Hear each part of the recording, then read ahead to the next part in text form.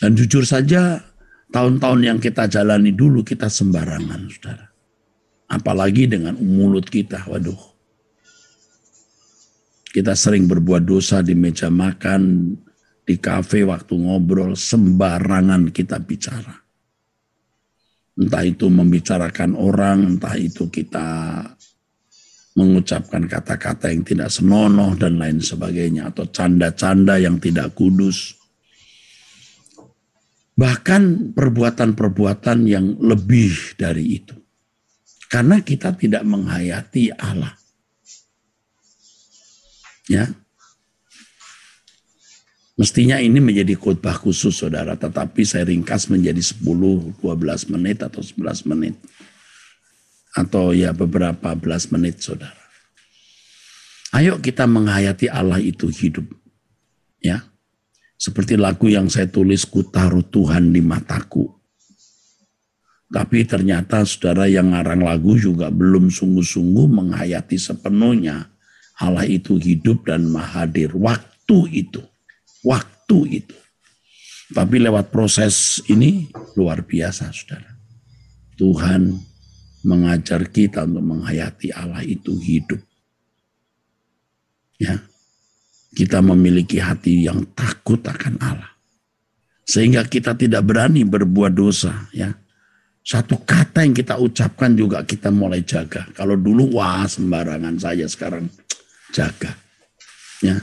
Ingat itu. Kita berlatih dulu. Kita menghayati kehadiran Allah dengan berlatih. Allah hadir. Allah hidup. Allah nyata.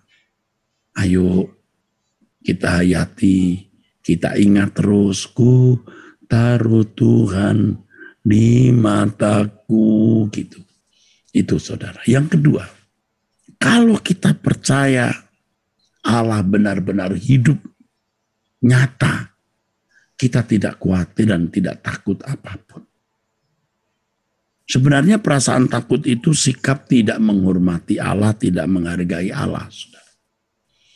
Nah, saya ini seperti saudara juga yang bisa memiliki rasa takut, cemas, khawatir, bisa.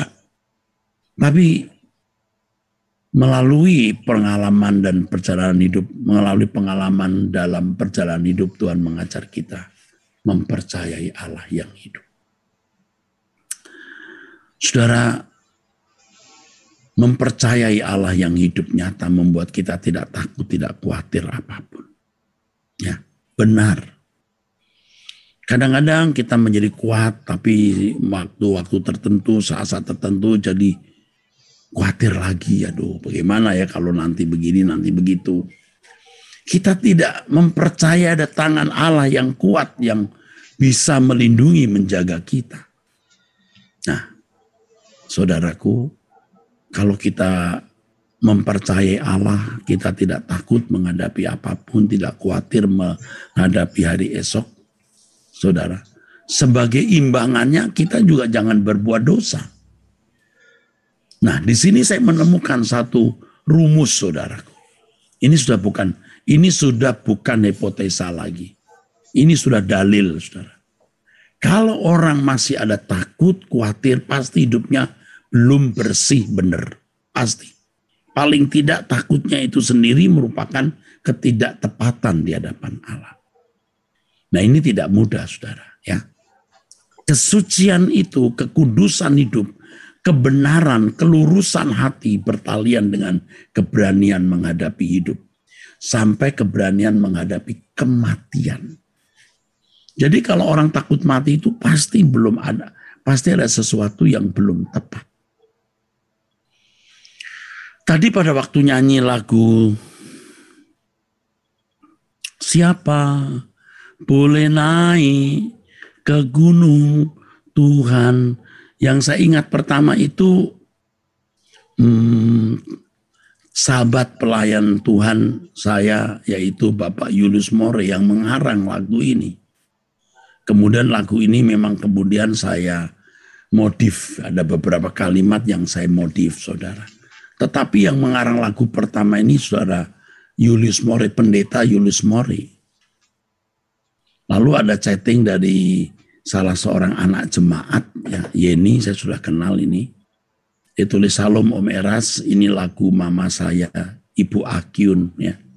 Saya kenal sekali Ibu Akyun. Aduh, luar biasa setianya ke gereja, saudara. Dan setianya melayani besuk-besuk, ya, encim-encim, ya. Tapi begitu setia, ya. Sebelum pulang ke rumah Bapak di surga, saya jadi terenyuh, Om. Jadi lagu mama saya sebelum pulang ke surga. Saya jadi terenyuh, Om, karena ini mama yang pesan buat saya. Oh, ya, ini merinding jadinya. Si Akyun ini luar biasa, benar, saudara. Bahkan ketika sebelum meninggal pun ada perkataan atau pernyataan-pernyataan yang berani mengenai langit baru, bumi baru, pulang ke surga, dan seterusnya. Yang seingat saya pernah saya dengar. Ya, ya, seingat saya ini sudah peristiwa mungkin setahun yang lalu atau 2 tahun yang lalu atau beberapa bulan yang lalu, aku lupa. Nah, waktu saya tadi nyanyi, "Siapa boleh naik?" Saya masih ingat saudara saya ini, Julius Mori ini, ya, ini pelayan Tuhan yang ikut membangun Rehobot bersama saya pertama-tama. Orang pertama yang bersama saya melayani di Rehobot itu Pak Julius Mori ini. Saya biasa panggil Brur, ya, Brur. Ini saudaraku sekalian. Oke. Ini yang saudara-saudara harus pahami, ya, saudaraku. Lalu tadi dalam hati saya mengatakan begini, Bro Julius, tunggu saya ya. Hati saya mengatakan begitu, saudara. Sementara nyanyi, "Siapa boleh naik ke gunung?" Lalu hati saya mengatakan, "Bro, tunggu ya. Saya nyusul, bro. Ya, saya menyusul pulang ke surga." Nah, ini saudara. Nggak takut mati. Jangan takut apapun.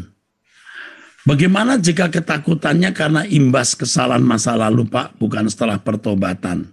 Oke. Yang pertama, ketika saudara takut karena imbas kesalahan masa lalu, saudara harus berkata, "Tuhan, ampunilah dosa-dosa kesalahanku, aku bertobat, aku minta ampun kepadamu." Pasti kita semua punya salah di masa lalu, pasti ya, saudara.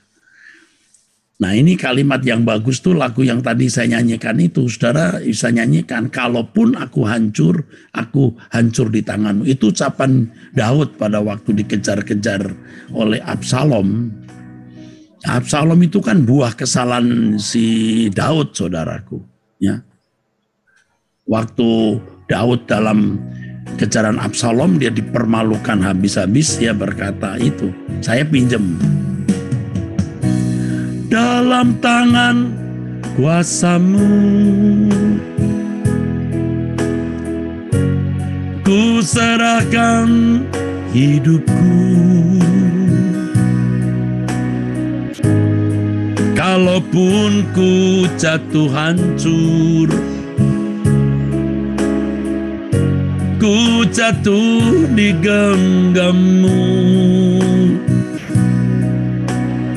Lalu begini, "Ku turut apa saja."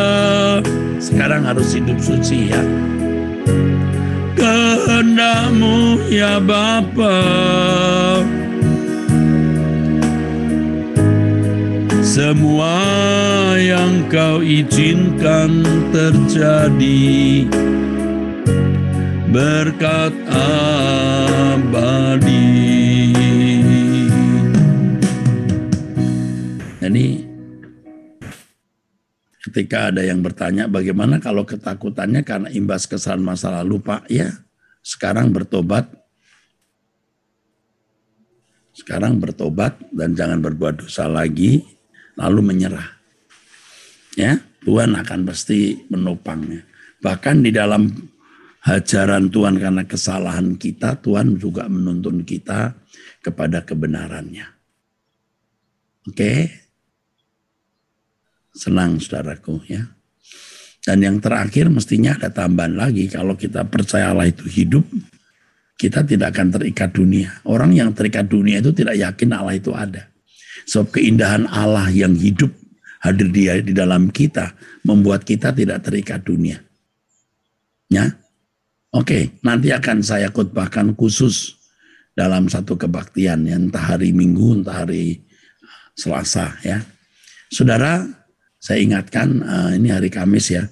Nanti ada pendalaman, ada kebaktian wanita, Waski, jam 6:30, ya.